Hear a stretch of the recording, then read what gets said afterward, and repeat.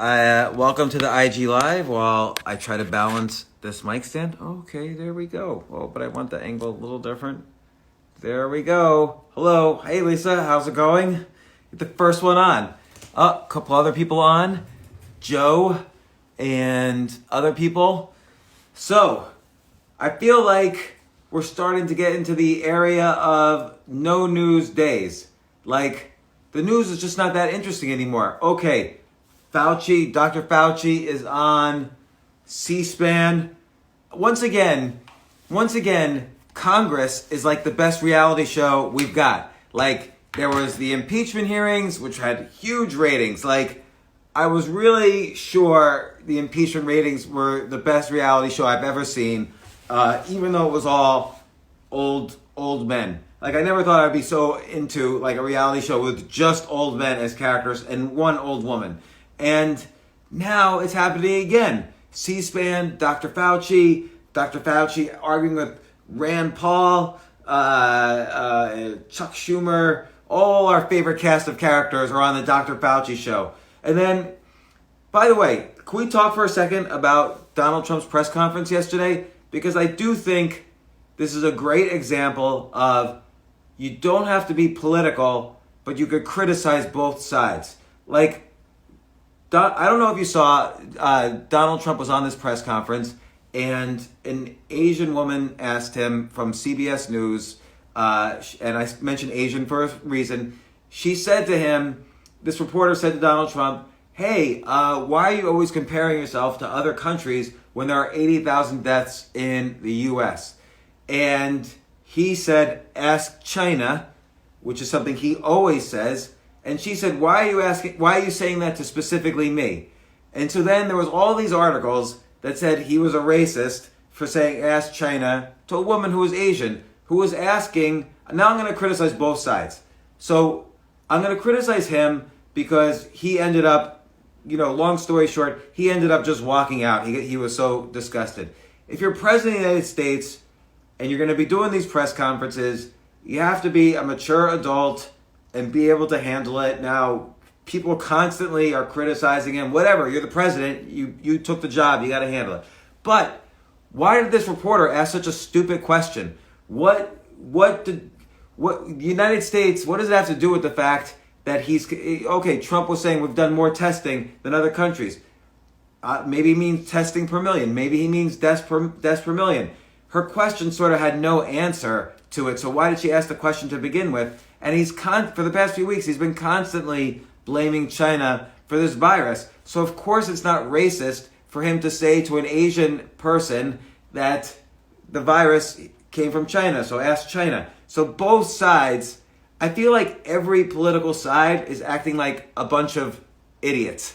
And correct. So someone said it was a stupid question. It was the stupidest question. But here's the thing. Trump, why are you doing these press conferences? They're only trying to trap you. They just ask like, well, this is called arguing with a false equivalency. They'll say something like, hey, there's been more deaths in the coronavirus than Vietnam, so maybe you shouldn't be president. What does Vietnam in the 1960s have anything to do with coronavirus? Someone was hired to be a White House journalist. Can't you do a little bit more investigative journalism than asking some stupid question? Like, okay, there's been more traffic accidents. People have died from traffic accidents than died in Vietnam. Does that mean someone shouldn't be president? There's more people who die from child abuse than who died in Vietnam. Does that mean someone shouldn't be president? Like, that's called a false equivalency, where you try to bring someone's argument, where you try to compare someone's argument to another argument that's much weaker, and then they lose. So it's a strong way to win an argument, but it's just stupid for a White House reporter. And by the way, Trump should point out, like, why don't you? Trump should try to educate the reporters. Ask me something where the nation will have more information about how to deal with coronavirus. So then I don't have to say, oh, what about the ventilators? The ventilators. Like, he's always going on about the ventilators. Okay, sort of enough about politics, but I am obsessed with Predicted.org. Has any of you checked out Predicted.org yet? It's like, I like gambling, but I don't like gambling just for the heck of it. Like, I will never in my life play blackjack or roulette or something where you don't have an edge. But I love gambling on, or not gambling, this, by the way, the stock market is gambling. That's just, you're buying Apple stock and you're making a gamble that in the next month it's going to go up and then you're going to sell it and you won that bet. And it's called a bet. So I love Predictedorg because you could bet on the presidential election. And so it's very interesting because, I look at all these polls, like Nate Silver's got his polls at 538, who's going to win for president, who's not. And of course, the Fox News polls show Trump's winning. The Nate Silver polls show Biden's winning. The MSNBC polls show Biden's winning. You can't trust polls. Who are they calling in the polls? Like, I have a cell phone. I'm looking at my cell phone right now. Nobody knows you can't just call my cell phone number. Like it used to be with polls back in the 70s and 80s. You had a phone book and you'd look in the phone book and you would dial somebody's phone. Like, people had oh my gosh, the whole thing fell down. Let's see, we're going to make it work. I'm very bad at making like computer equipment work. All right, I think we have it, but not quite. Hold on. Everything got turned upside down, but I'm still here. I managed to save the day. I don't have a good mic stand. Oh, all right. I'm going to try not to touch anything. But anyway, back in the olden days, we had a phone like this. And if I dialed, 2, 4, 3, I would dial, hello? And then people used to call the landline and take polls. Now who are they calling? So, that's what, they're not calling me. I've never been called by a poll. So I always wonder, who are these audiences that are saying, oh, I'm voting for Trump, I'm voting for Biden? The poll, remember in 2016, the polls didn't work at all. Like Nate Silver had a 99% chance that Hillary Clinton was going to win up to 8 p.m. that night on election day. So none of the polls worked. So what I like about Predicted.org is that people are putting money on the line. So it's what Nassim Taleb refers to as skin in the game. Is that when you have skin in the game, you're going to do a lot more research. Like when I bet on Predicted.org about Brexit, I really researched Brexit and I learned something. So now it's very interesting. So who do you think is, let's see, I don't know, Nordor. So right now, Kamala Harris has been shooting up on who will be the 2020 Democratic VP nominee. She's trading for 36 cents a share, and the runner-up so far is Amy Klobuchar at 17 cents, Elizabeth Warren at 14 cents, Stacey Abrams 8 cents, Gretchen Whitmer 8 cents, Michelle Obama 5 cents. So I don't know. Like, I feel like, why would Joe Biden pick Kamala Harris? She's from California. Joe Biden's going to win California anyway. He sort of needs to win Michigan, Wisconsin, and Pennsylvania. And I feel like Gretchen Whitmer or Amy Klobuchar, neither of whom I like as president or vice president, but just in terms of a gambling mentality, I would sort of think, given that he knows he needs to win Michigan, why not pick Gretchen Whitmer? But maybe Michigan no longer likes her because of how she did in this coronavirus stuff. Like, there were all these protests. Amy Klobuchar's coming in at number 2. She could certainly carry the northern states, but maybe she can't. I mean, I don't know. Did she even win a single delegate in the Democratic primaries? So maybe Kamala Harris, she's kind of the most, Elizabeth Warren, he'll lose all the big Wall Street donors, so he can't pick Elizabeth Warren if he wants to win. Michelle Obama, I don't even know if she wants to do it, and Obama might be in a little tricky situation now. So maybe Kamala Harris is the only choice. Victoria, I agree. The reason why the vice president is important for the Democrats is because Joe Biden's going to be 78 years old and he's senile. And he's got some scandals going on. So whoever is the VP pick is going to be the president of the United States. So you sort of want to make sure, if the Democrats win. Now that's another issue. I think, right now, even though a lot of the polls say Trump's going to lose, on Predictedorg, Trump is beating Biden 50 cents to 43 cents. So I'm debating whether to bet no on Kamala Harris for VP, but I don't know. I don't know enough. And so if you don't know, you can't just guess. That's the problem. When people think they're experts, they're very easy to guess.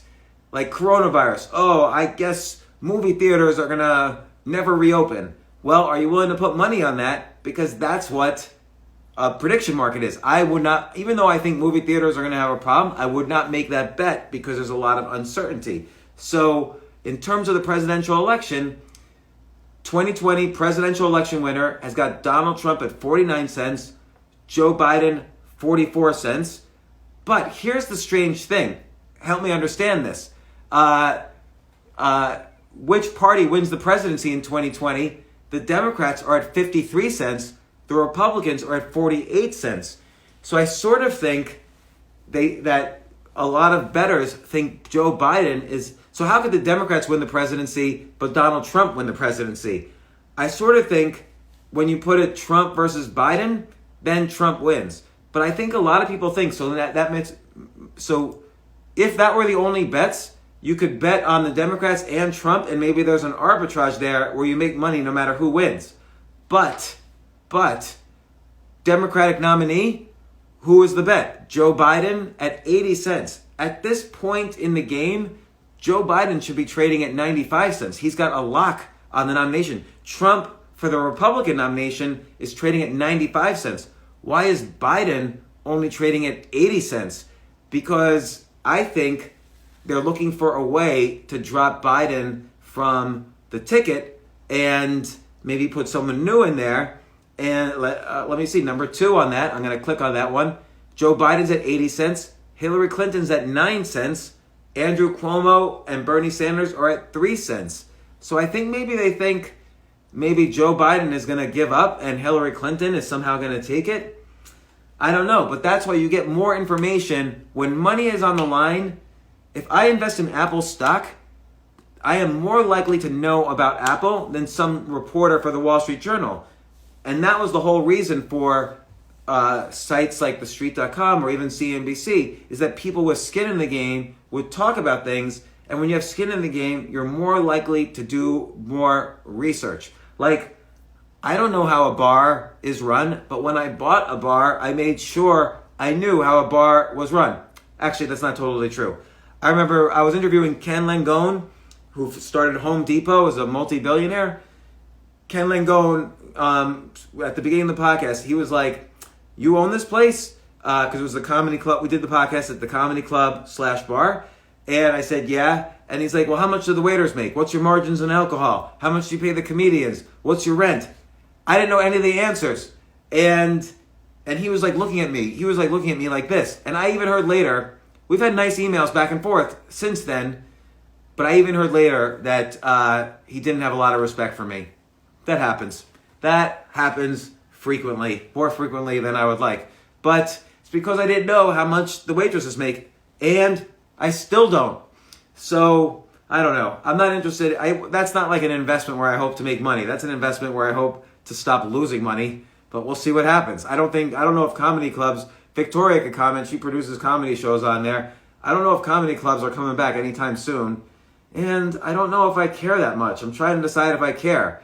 I had 7 outside of the city comedy gigs scheduled for March and April, all of them canceled, and if I had gone to them, I don't know if I would have finished this book, I don't know if I would have done these IG lives. Like, I feel like my life's changed a bit because I haven't been traveling all over the place for comedy. It was taking a lot of time.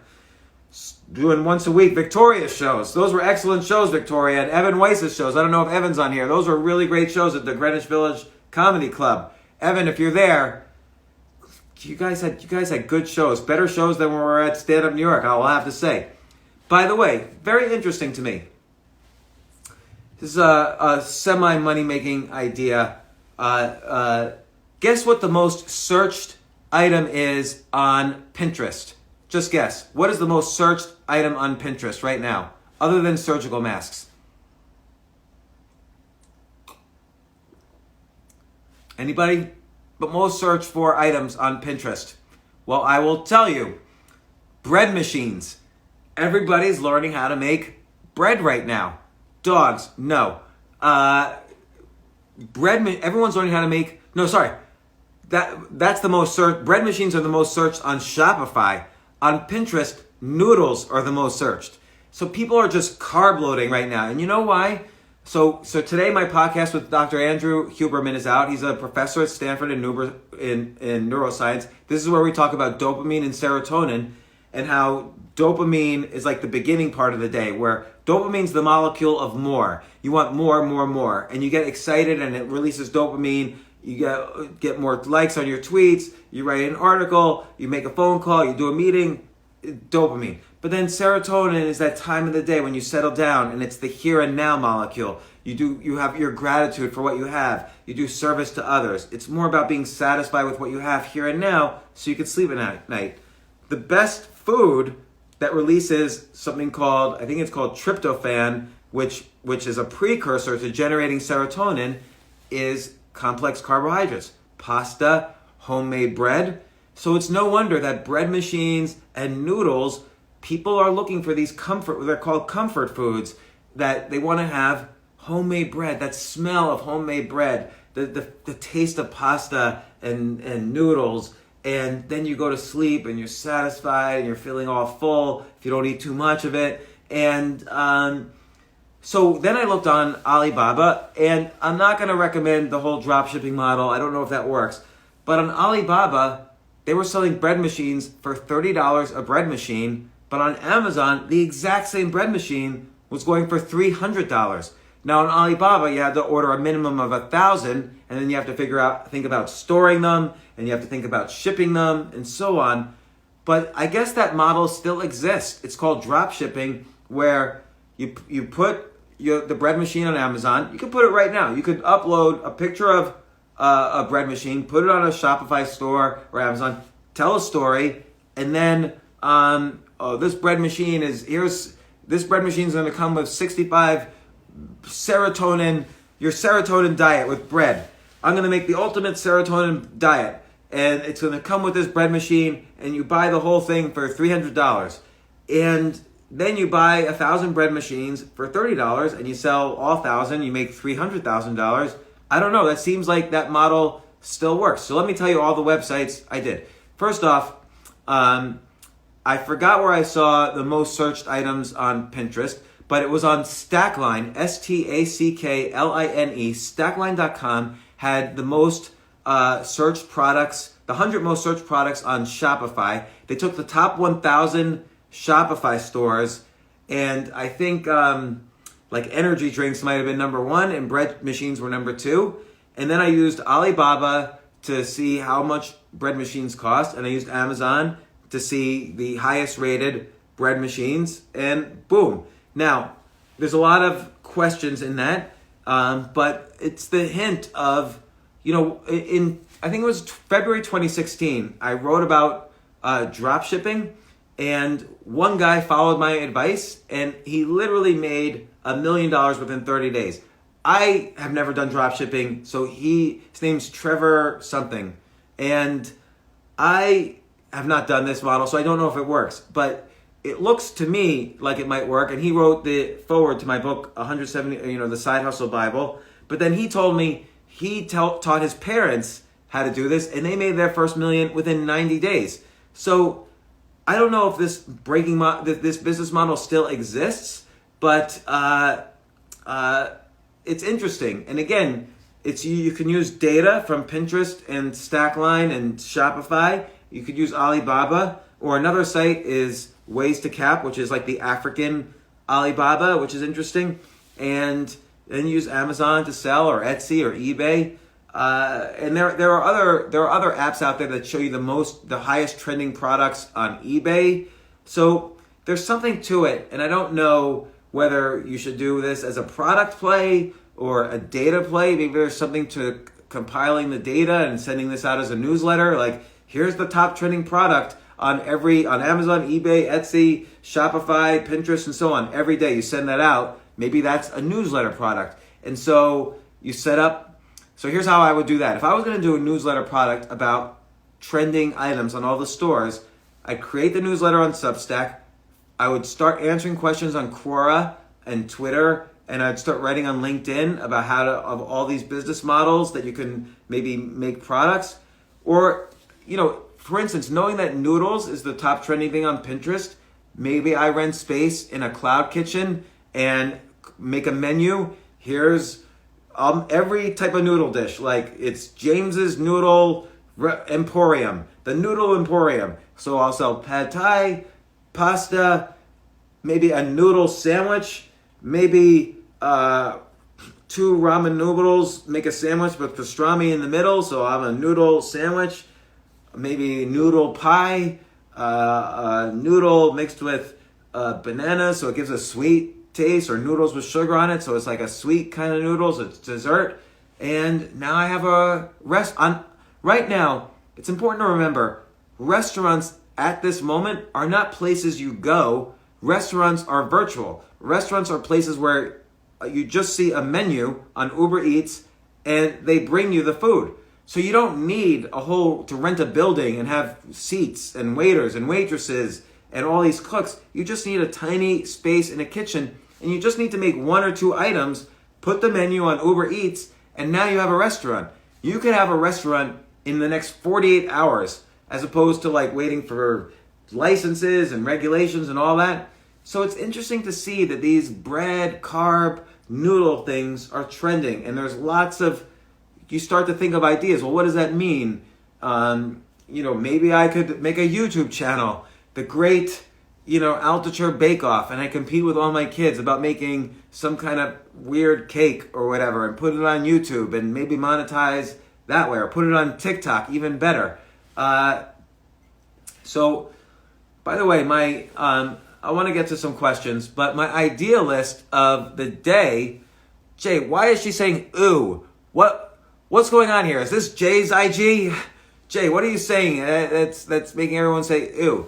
So, my idea list of the day is TV shows that would appeal to 9-year-olds, because a friend of mine works at Disney Plus, and he says we're looking for reality shows for 9-year-olds. So I have an idea of a Jeopardy-style game where it's TikTok influencers versus all sorts of other people. Every week is a new group. So TikTok versus YouTube, TikTok versus Twitter influencers, TikTok versus billionaires, TikTok influencers versus, Harvard PhDs, and or even TikTokers versus Gen X, so Z versus X, and trivia, and a Jeopardy show. So I think that's one idea on my list of 10 ideas for reality shows that appeal to 9-year-olds. And so again, when you're exercising the idea list, when you're using a waiter's pad, when you're exercising the idea list, they don't have to be good ideas. They could be bad ideas. I'll tell you another one I had. So that was the first one, and I actually sent it to my friend at Disney Plus. So we'll see what he says. Oh, I said the Great TikTok Race. So that's, you put 10 TikTok influencers in a house, and each week they're racing to see who can get the most views and likes on brand new videos, and then each week you eliminate someone from the house. I was pitching a year ago. I was pitching a show. It was called "I Will Make You a Millionaire," and we went to ABC, NBC, CBS, Fox, CNBC. I forget. We went Netflix, Amazon. We pitched everyone, and the idea is that I was going to take 10 contestants, and I was going to make, and the idea is if they followed my advice exactly, then I would make each one of them into a millionaire within 6 months, or on their way to becoming a millionaire. So, and the idea would be some people would succeed, some people would fail. And so the idea of this is that it's not the standard reality show where you see a lot of reality shows are like games. Like The Bachelor is really a game, and he eliminates one person a week, and then there's a winner, and he gets married. So this is more of a social experiment where I take 10 random people and I turn them into millionaires, and we don't know at the beginning of the show whether I'm going to succeed or fail. It's a social experiment. It's not a game. And a similar social experiment, like the Great British Bake Off, that's not a social experiment. That's a game reality show. But a social experiment reality show is like Married at First Sight. If you've seen Married at First Sight, two people meet for the first time the moment they get married. So they have blindfolds on, and they're walked up to the altar, and they say "I do," and then boom, they're married, and the reality show begins. And you kind of follow them through the season. You follow the arc of the couple. Do they love each other? Do they have sex? It's like very voyeuristic. Do they argue? And at the end, they decide whether or not to get divorced, but they're really legally married. That's a social experiment. And I remember we went to one channel, and the agent I was with, and he's a great agent, just spending a week with this guy pitching, I learned so much about media and negotiation and thinking. And anyway, we're in one channel, and they said, "We love this idea, but can we put everyone in a house, and once a week you eliminate them?" And the agent said, "You guys are so stupid. That is just so OO's thinking. Like, the reality shows that are like that are getting the lowest ratings. You got to do social experiments now. You asked me for something different. I'm bringing you something good and different. I've never even been to a meeting with you. I'm going myself personally to bring this guy to you, and you're asking him to make it like a game?" And he just walked out. And they did reject the show, but that's another story. In the news today, we talked about Trump. I also want to talk about this Biden thing. So I was critical of Trump and the reporter. I want to be critical of Obama as well for a second. Not critical, but there's this thing trending, Obamagate, which is sort of was Obama involved in trying to investigate Trump? He thought there was a Russian spy working for Trump. And Obama told the FBI director not to tell Trump, even though he was staying as FBI director. And so Trump's been calling this Obamagate. Listen, everybody should just relax on accusing everybody of something else. First off, if Obama and the FBI thought there was a spy in the Trump administration, of course you don't tell anybody. You still try to find the spy. It's like Aldrich Ames when he was caught as a spy for the KGB when he worked for the FBI. You don't tell everyone because you don't want to compromise the investigation. Second, Trump, stop trying to attack people. If you just focus on get this economy reopened, get everyone back to work, do what you can to do the best job you can, people maybe will stop criticizing you. And everybody is so polarized.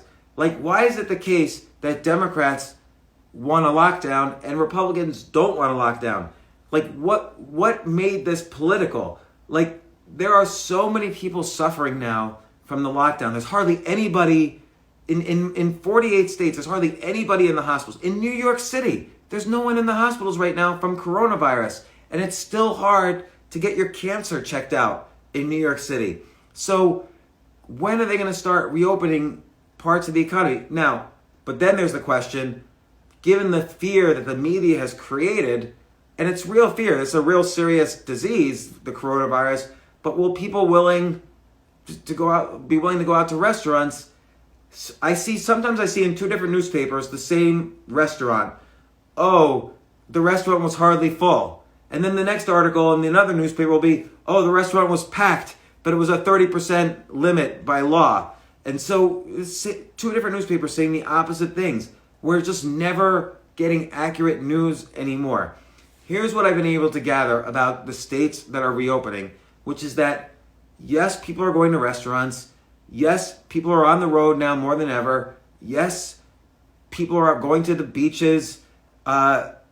Georgia, by the way, yesterday had the lowest hospitals. They opened up two and a half weeks ago. They had the lowest hospitalizations since the virus started. So the Georgia reopening is going pretty well. Hopefully, knocking on wood, hopefully the other states will as well. People need to return to normal. The U.S. can't pay forever as much as actually the U.S. can pay forever, but I think that will hurt a lot of people. I think people are very scared, and if, I don't know, but everyone's afraid if you send everybody out, cases will spike. Like in South Korea, everyone was in a nightclub and cases spiked. 29 cases out of a population of, 20 or 30 million. But, I'm going to go to some questions and then more fun stuff. Oh, great question. Electoral College is, by the way, I have an announcement. One of my favorite all-time writers is going to be a guest on the IG Live tomorrow. We're going to do that split screen thing. Chuck Palahniuk, the author of Fight Club, is going to be on the IG Live at 2 p.m. tomorrow, and or during the IG Live he's going to come on. I don't know what time. And we can all ask Chuck questions, and I'll turn that into a podcast as well. But your questions will be part of the podcast. So we'll make a video and the whole thing.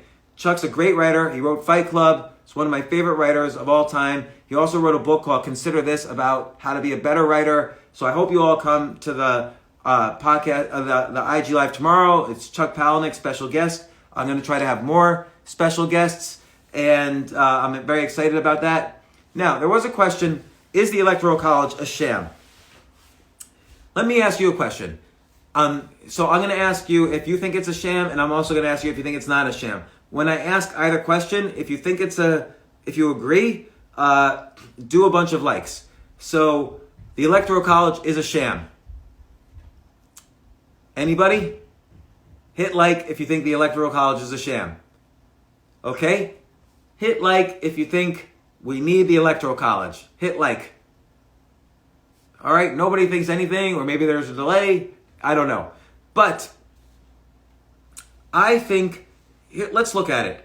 The reason for the Electoral College, the original reason was sort of dastardly. The original reason is that the North had more people than the South. So the South wanted better representation for picking a national leader. And the argument was, hey, we can't let the North constantly pick the president just because they have more people. So it was a way to balance the power so states with less population could have just as much influence as states with heavy population. But the real original reason for the Electoral College is that the South had slavery, the North didn't.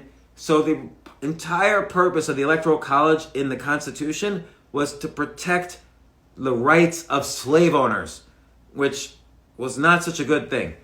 But now the original reasons are not so bad. Like if you didn't have an Electoral College, Delaware wouldn't have as much power as it has. Montana, North Dakota, South Dakota. These states need to be represented. If you didn't have an Electoral College, then just whoever New York City and LA liked for president would be president. You would create this oligarchy ruled by New York City and LA. Now there's a bunch of pros and cons for that. It would mean less need for campaign finance reform because elections would be cheaper. But in general, I think an Electoral College is good, or a parliamentary system would be good. Kind of like where Congress picks the leader and then that becomes the president, which in this case would be Nancy Pelosi, but I don't know, maybe the pick would be different if there was actually a parliamentary system. So I don't think the Electoral College is a sham, and nor, even if it was a debate, I think you have to debate it very reasonably and rationally. You can't really just say it's a sham or a scam just because like the Republicans won in 2000 and 2020 because of the Electoral College. That's the only time in 140 years. The last time was 1888 when somebody won the popular vote but did not win the presidency. And so, I don't know. I don't think it's a big deal. Do I actually rent a condo these days? I actually don't know if this is a condo, but I do rent. I would never buy. So let's see, another question. What are my thoughts on love? Now, I do think, thoughts on love. Very good question. because now we're going to go to my favorite website on the planet, Cosmopolitan Magazine, the only website that's going to tell you the God's honest truth. And the top article of the day is 20 signs you're with the woman you should marry. And the subtitle is, if she buys you French fries, even when you say you're not hungry, she's a keeper. Now, I wonder what it would be 20 signs you're with the man you should marry, because this is a magazine for women. But, so here are some of the signs. She makes your bed in the morning. I know this sounds weird, but it's totally a thing. Sometimes life is really about the little things, blah, blah, blah. You go on trips together and you don't fight constantly. You still catch her checking you out. See, I think all this applies to me. She loves bragging about you. I love bragging about Robin. Let me tell you about traveling. So Robin and I, we were going to Chicago a few months ago. I was doing comedy at Zany's in Chicago. And we get to the airport and I didn't have any ID. I didn't have a passport. I'm not legally allowed to have a driver's license. I left my passport at home. And and the plane, we were late. The plane was going to be an hour from, there was no time to go back home and get my passport. So I thought I was really at the point of almost crying, but I didn't. This was a testament to, I think, me and Robin, is that I didn't start like getting angry or anxious. I just said, okay, let's just try to get through security without an ID. And so I went to security and I said, I don't have an ID on me. And security was like, you don't have a passport or a driver's license? I'm like, nope, that's why I said I don't have an ID. He said, do you have an electric bill? And I said, I don't typically carry my utility bills when I go on airplanes. I do not have a utility bill. He said, do you have anything else with your photograph on it? And I say, nothing at all. And he's like, oh gosh, I don't know if you're going to make it on your plane. He called his manager. His manager came over, asked all the same questions, even the utility bill thing. Do you guys carry utility bills with you on trips? Like, oh, I'm going on a very special trip. Don't forget to pack our last 6 utility bills, honey. It never happens. So, and then they finally say, okay, give me your ticket. And they're like, you're going to Chicago? You're going to Chicago? And I'm like, yeah. And then they just said, all right, just go on through. And they let me through. I don't know what that means. What if I had been a terrorist? Do they want to just take out Chicago? Like, get out of New York, go to Chicago, do your business there, don't do it here. And so I get to Chicago, and then I'm worried I'm not going to be able to go back to New York. Same thing. They just let me right through. So now I've traveled twice with no ID at all and no issues. So this whole kind of homeland security thing, I don't know, is that a myth or what? But all this came out of the fact that I was asked, like, what do I think about love? I do think if you could travel without arguing, it's very important. 2 things I think for me are very important. Your values kind of have to be the same, and sort of your intelligence level needs to be similar. Because I used to go out with somebody and I would have to pretend to be someone I'm not. Like, I used to go out with somebody who would believe in something politically, except when it happened to people she didn't like. I don't know how to explain it without exposing. In any case, I found her to be very hypocritical politically. I like someone to be very consistent in their personal philosophies, not just politics, but their values. The other thing I don't like, I'm very much against intrigue. So, you know how you have your boyfriend or girlfriend or husband or wife, but every now and then you're texting with someone, there's a little bit of flirtation, there's a little bit of intrigue. I don't like that at all. I think that should never happen in a relationship, even if it's innocent, even if it seems innocent. I myself wouldn't want to do it. I wouldn't want Robin to do it. I'm very much against intrigue. I think if you have similar values, and if neither side does intrigue, which is a slippery slope, I think you're going to have a good relationship. And a distant third is not arguing when you travel. And I will say this, it's important. Like sometimes I'll see Robin from a distance and I'll think to myself, who's that pretty woman over there in the distance? And then as she gets closer, I'll see that it's her. That's also a good sign as well. But the other important thing is you cannot outsource your self-esteem to another person. Like, I can't rely on Robin's validation of me in order for me to feel good about myself. It's hard enough for a person to have their own self-esteem, let alone also carry two people's self-esteems. So never outsource your self-esteem to another person. That's really important. So that's how I think about love. Could you please explain why studying James Frey's writing will make you a better writer? That'll be a good question for Chuck Palahniuk tomorrow. But, paused due to poor connection. In general, I like to study great writers because, take James Frey as an example. He wrote the book Million Little Pieces. Originally it was a memoir, then he admitted it was a novel. I don't care about that. I assume it's a novel. Here's why it's a beautiful book, and it's great to study the writing. I've read that book maybe 5 times. In the beginning, he's got run-on sentences.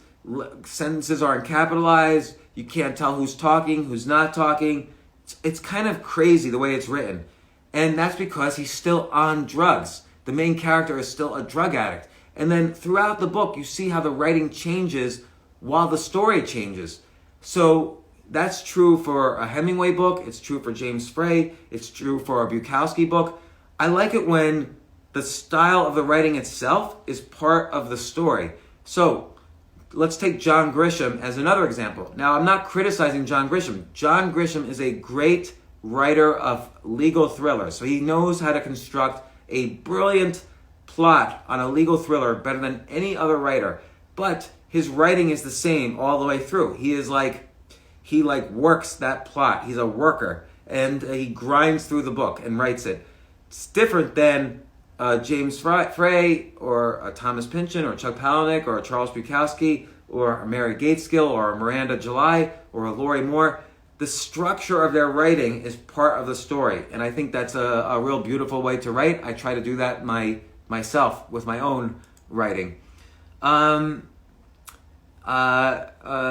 are we going to get this national debt paid down? Everybody's worried about the national debt. And I think people think debt from a government is similar to debt from a human. So yesterday we talked about 4 different ways if you have debt to get, mortgage debt, student loan debt, IRS debt, credit card debt. We talked about how you can avoid those debts or deal with those debts. But here's the problem. If you run out of options to deal with your debt, you have to declare bankruptcy. The U.S. doesn't have to declare bankruptcy. The U.S. can print money. If we borrow money in dollars, we're the ones who make the dollars. So we could pay back the debt with dollars that we create. Now people will say, well, if you print dollars, if supply goes up, price goes down. That means that the value of the dollar goes down, which means inflation goes up. That's not true. People always say that. If you print more dollars, the supply goes up and people won't trust the dollar, so inflation will go up. You always have to remember, value is a function of supply and demand. So yes, if all you're looking at is supply and you increase the supply, value goes down and then inflation happens. But right now, the demand for US dollars is so insanely high that they can't print themselves to inflation. Right now we're going through deflation and they just printed trillions of dollars. So as long as you can print money and there's still deflationary pressure, you should print more money, because mild inflation is the best thing for an economy. Deflation, if your economy is deflating, think about real estate in New York City. If I say to you, hey, you should buy an apartment in New York City, you'll say to me, no, I'm going to wait because the price is going lower. So what happens in deflation is everyone says, I'm going to wait, the price is going lower. And that creates a deflationary cycle, which that creates stagflation in a bad, it's the opposite of stagflation. But it creates this deflationary spiral where nobody's buying and prices are getting lower and lower. This happened in Japan for 30 years. Their economy couldn't recover for 30 years because they had so much deflation. So the U.S. also right now has deflation, and that's the thing I'm scared of. I'm not scared of inflation. So with debt doesn't matter. Like, our debt to GDP ratio is not that much bigger than it was at the end of World War II, and it's not the highest of all the countries in the world. We're kind of in the middle, and so I'm not worried. And household debt to household income is not a very high ratio. So the U.S., or pre-pandemic, the U.S. is fine on debt, and we can't print ourselves. We're trying to print ourselves to inflation. I listened to my podcast with Jim McKelvey, who's on the Federal Reserve. He's deputy chairman of the St. Louis Federal Reserve, and he's the founder of Square. So from an entrepreneurial point of view and an economist point of view, he's a good person to talk to about this. So I asked him these exact questions. We're trying to get mild inflation. We can't even do it. There's so much demand for the US dollar that it's a deflationary pressure. As long as you have deflation, you got to keep borrowing money. That's actually a solution. So I wanted to... let me see. There's some questions about stocks. Do I still have the same phone number that I posted online in an article years ago? Yes. But I am about to change it. How can I tell someone is a good writer? If they get me from the very first line. If from the first line I get curious, like I want to know what happens next. The first line should be a cliffhanger. I wanted to talk a little bit about negotiation. Like, I talked to Chris Voss, who's he was the head hostage negotiator for the FBI. So that's pretty intense. If the Taliban takes you as a hostage and he has to negotiate you out, he's an intense negotiator. And he said some things. In a few IG lives ago, I gave my technique, my favorite technique for negotiation, which was the advice technique. But here's some other techniques that will work. Let's say you're negotiating to buy a house and you offer a price and they say no. He has a lot of, or let's say you're negotiating for a raise in your salary and the boss says no. Chris Voss has some good techniques that he uses with hostage negotiators, but I will use it for other situations. So the word how, always remember the word how. So let's say I say to my boss, hey, can you give me a raise from $60,000 a year to $70,000 a year? And the boss says no. Then you can say, well, okay, that's fine, but how am I supposed to do, since Cindy quit, I'm doing her job and my job, how am I supposed to do two jobs but at the same salary? And then you're just dead silent. So you ask the how question and you're dead silent. And this is similar to my advice technique, but a little bit more direct. And they want to answer the question. Nobody likes silence. So if you ask a lot of how questions, they will start to give you the roadmap to negotiate to a higher salary. Maybe they'll say, well, maybe you should do less work. Or maybe he'll say, hey, we're going to hire someone else. And then you could say, well, don't hire anyone else. You'll pay them too much money. I'm just asking for $10,000 more. Then he corrected an assumption that I had. Chris Voss corrected this assumption. I always thought when you begin a negotiation, get someone to say yes in the beginning. Like, hey, don't you think you're about to negotiate selling a company. Hey, we all think, let's say my company is a soccer team. And we all think soccer is going to be the big trend, right? And they'll say yes, and now you're saying yes to each other. So you get the brain used to saying yes. And I always thought that was a good negotiating technique. And Chris said no. Actually get them to say no. So if you're in a deal, let's say you're negotiating for the price of a house, and you offer $190,000, and the other guy says $200,000. You could start off, well, how am I supposed to get that done? I only have, $40,000 to give the bank, but then I got to make sure there's, it looks like there's maintenance needed. How am I supposed to get this done? Just get me to where we can get this done. And then if they don't help you, you get them to say no. You say, so listen, I guess, just correct me if I'm wrong. You don't really want this deal to happen, right? And they're going to say no. So if you get them to say no, now you're on kind of common ground. We both want this deal to happen. If you get them to say yes, that's too easy. People are familiar with that technique. So he reversed it, get them to say no. And then he came up with he gave a good suggestion, which I've seen another person use. I used to work with this venture capitalist, and I've seen this technique work really, really well. Use specific numbers. And this is similar to the copywriting technique I described the other day, where I said ultra specific. So you're not just going to make 100%, you're going to make 187% if you buy this investment newsletter. Like, you get very specific.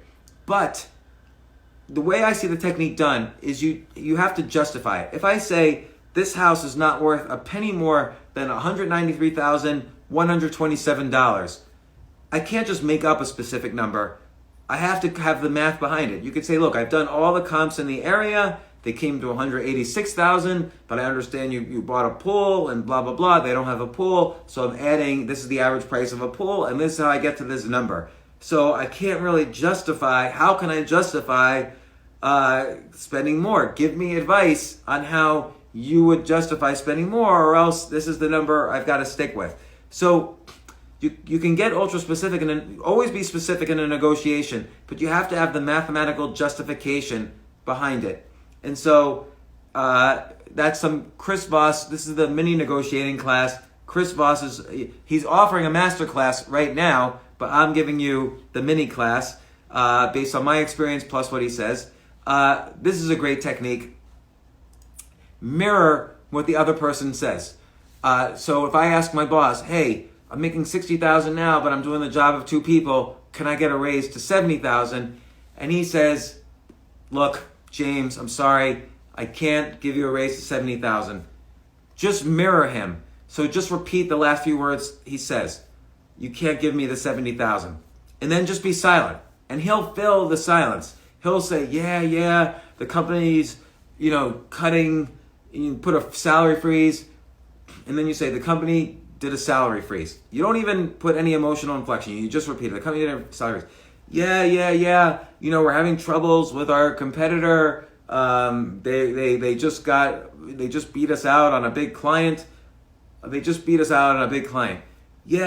IBM dropped us but hired them. And then you say, well, listen, I'm working on the IBM deal. All the more reason we don't want to lose what little business we have with IBM. So you keep repeating what they say and then be silent, and they give you more and more information. Information's power. Finally, you get information you could use in your argument. Now, the most important technique for negotiating, and you use this in copywriting, you use this in negotiating, you use this in writing. This is fundamental to us, is that this is good for debates as well. And this is similar to the Charlie Munger inversion technique of arguing, which we've discussed before on here. But you always list the objections. And remember, this is very important. Vulnerability equals freedom. So what do I mean by that? If you say everything that's wrong, then they can't use it against you. If I want a venture capitalist to invest in my company, I should be the one to say, hey, let's say I'm a young person. I should be the one to say, hey, this is my first company. I know venture capitalists don't typically invest in a new entrepreneur's company. I also know that you want me to put money into it, but I'm young. This is my first experience. I don't have any money to put into it. I know you maybe think I'm too young to be the CEO, but once we get this off the ground, I will take your guidance on finding a bit better CEO. So list all the objections. Don't leave anything out. Because if you leave anything out and they bring it up, they don't trust you as much.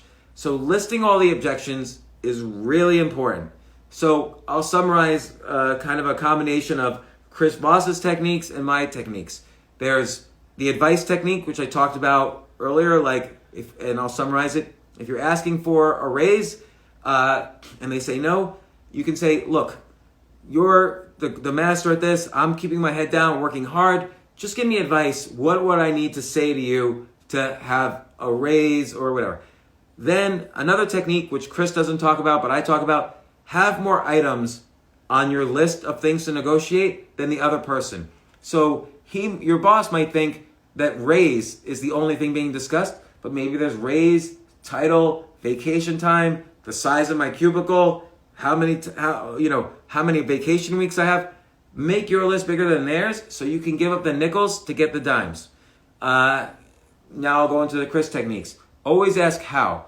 If the kidnappers say, we need $1 million by tomorrow, you can say, okay, but how am I supposed to get that $1 million?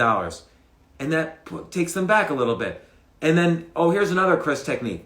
Let's say you're negotiating with someone for your salary raise. You say to your boss, I'm making $60,000, I need a raise to $70,000. And he says, I can't do that.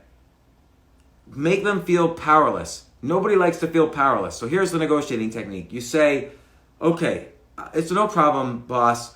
Who has the power to make this decision? And I'll go to them. It's no big deal. I'll go to them. And then your boss will be like, no. I have the power to make this decision. You know what? Let me talk to a few people and I'll talk to HR and I'm going to get back to you. Let's meet tomorrow. So nobody likes to feel powerless. And if you suggest they're powerless, they'll react. So that's another technique. Then there's the no technique. Get someone to say no. And then you could say, I guess you don't really want me to have a raise, do you? He'll say, no. I think you deserve a raise. Look, let me figure it out. So that's the no technique. And then there's mirroring. So you repeat the last few words that they say. So if they say, look, the company is cutting corners, you say, the company is cutting corners. Yeah, the company's been having some bad times. And then you say, the company's been having some bad times. You mirror and then silence.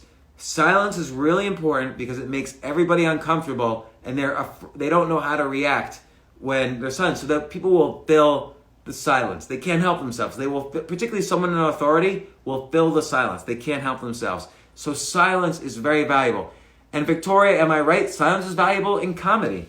Like if you have a joke and you say it, let's say nobody laughs in the first second or two.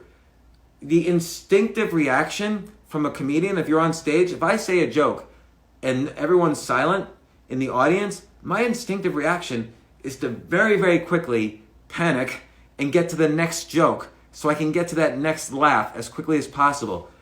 But sometimes if you're just silent for a few seconds, things get tense in the audience because they're not used to silence.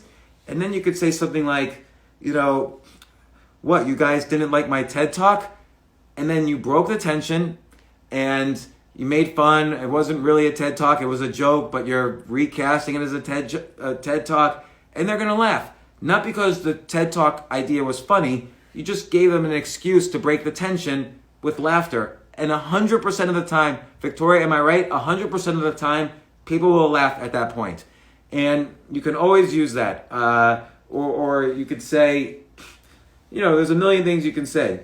You can say, don't worry, my 3-year-old kid told me that joke. I'm glad you didn't laugh at it. And then they're going to laugh. As soon as you break that tension, boom, you got them. But you have to be silent first, which goes against all your instincts. Silence is such a powerful tool in negotiating, in public speaking, in stand-up comedy, in acting. Very important. So I see my time is running out. Don't forget, Chuck Palahniuk, the author of Fight Club, in the house. Tomorrow, IG Live, 2 p.m. So excited about that. We're going to turn that into a podcast. Post questions on Twitter for me to ask him, all right? Or ask them here and Jay will keep track. And we're going to turn that IG Live tomorrow into a podcast. I'm so excited. He's one of my favorite writers, and I love his book, Consider This. Next, I'm going to put this on IG Stories. You can click the live button. Jay's going to put this on YouTube. Also, Evan Carmichael has been putting this on his YouTube. I've been really grateful to him. And finally, I had something else to say, but I forget what it is. So I'll see you tomorrow at 2 p.m. on IG Live. Have a good day. And we did a mini course on negotiation, Chris Voss style, and he's the best negotiator in the world. We also talked about inflation, hyperinflation, Obama, Trump, the news, the virus, Dr. Fauci. Oh, and Cosmopolitan's best article, 20 Ways You Know This Is the Girl You Should Marry. And I agree with the article. This is why This is why Cosmopolitan is the truth. Anytime you find yourself on CNN, switch over to Cosmopolitan. 20 ways you know. Oh, you know what the top headline was also? Next to the 20 ways you know the girl loves you? How to make money as a YouTuber. Read it. See you soon.